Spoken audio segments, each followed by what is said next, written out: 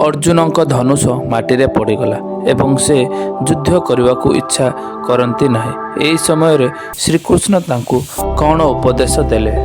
अर्जुन कहले मु युद्ध करि नाही, एठी मोर प्रियजन अछंती, मु केमिति तांकु मारी परिबी। श्रीकृष्णଙ୍କ प्रथम उपदेश, अर्जुन तुम एमिति काहेकि कहूच, यह तो क्षत्रिय भाव में तुमर कर्तव्य। जीवन और मृत्यु उपरे तुमर नियंत्रण नाही।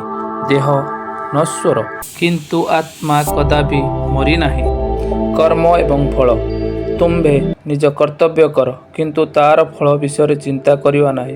यह जुगर महत्व। एमिति भली श्रीकृष्ण अर्जुन को आत्मा और धर्म विषय ज्ञान देले।